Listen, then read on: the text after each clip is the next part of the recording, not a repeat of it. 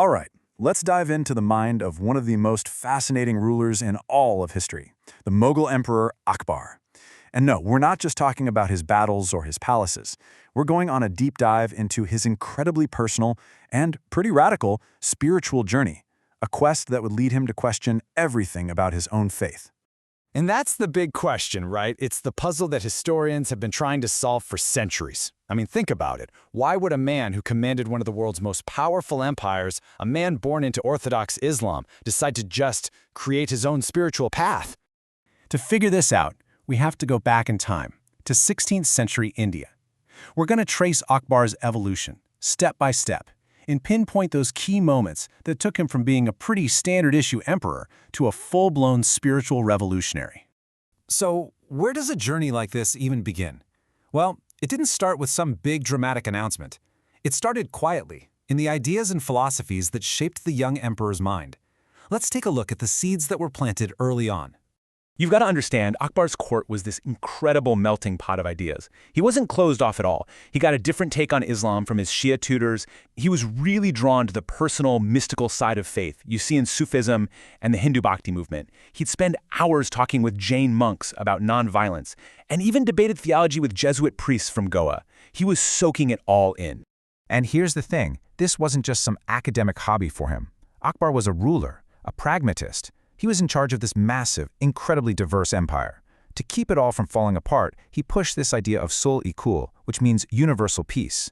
So you see, his spiritual curiosity and his political needs were completely intertwined. The search for both universal truth and a way to hold his empire together led him to create something totally new, something wild for its time, almost like a spiritual laboratory where every idea could be put to the test. In 1575, he built the Ibadat Khana, the house of worship. Just picture this. Every Thursday night, the sharpest minds from all these different faiths, we're talking Sunni and Shia Muslims, Hindus, Jains, Zoroastrians, even Christians, are all gathered in one room debating the biggest questions of life, all because the emperor invited them. And this quote from the man himself really shows you what he was hoping for. He thought, if we can just get everyone talking, maybe we can cut through the dogma and find some common ground, some core truth that everyone could get behind. Yeah, that's not exactly how it went down. It got ugly, fast. Pretty soon, these esteemed scholars were just shouting at each other, trading insults, each one dead set on proving why their religion was the only right one. And watching all this, Akbar didn't find truth. He just found himself getting more and more fed up with the rigid, narrow-minded religious leaders. So Akbar's looking at this mess and thinking, okay, if they can't rise above their bickering, then I will. This led him to his next and much bolder move. In 1579, he drops a bombshell, the Mahazar, or the Infallibility Decree. This document, which, let's be honest, the top scholars were probably pressured into signing, basically said that Akbar himself was the ultimate judge of religious law. If the clerics couldn't agree, he would have the final say. End of discussion. This was an absolute political masterstroke. In one move, he took the power away from the conservative religious establishment, the ulama, who were often the ones challenging his authority. He basically merged the role of emperor and, head of the faith, all into one person, himself.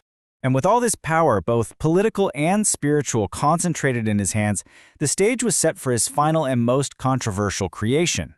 In 1582, he introduces the Din-i-Ilahi, the religion of God. Now, this is super important. He wasn't trying to create a new religion for everybody. Think of it more like an exclusive club, an elite spiritual order for his inner circle of nobles. It was a blend of what he thought were the best, most ethical ideas from all the religions he'd been studying. And if you look at its core principles, you won't find a lot of specific rules or dogma. It's really a code of ethics. It's about being generous, forgiving, wise, and gentle. This whole thing was way more about a universal moral philosophy than it was about divine commands. So when you lay it all out on a timeline like this, you can really see the pattern, right? This wasn't some sudden impulse. It was a logical, step-by-step progression over nearly 2 decades. It starts with acts of tolerance, like getting rid of a discriminatory tax, moves into intellectual exploration, then a power grab, and finally, this unique synthesis. Okay, so after all that, what do we make of it? How should we remember Akbar's grand project? Well, this is where it gets really interesting, because historians still argue about it today. there are basically two main camps. On one side, you have those who see Din-e-Ilahi as a genuine new religion, the final product of Akbar's very real, very personal search for truth. His orthodox critics, of course, just called it heresy. But on the other side, many historians see it as a brilliant political tool, a way to create a class of nobles who were loyal to him, not to their religion or their tribe, which in turn kept his diverse empire from flying apart. Which brings us right back to that big question we started with, but now it's got a lot more layers. So who was he? A heretic who abandoned his faith? A political genius playing 4D chess with religion to hold on to power?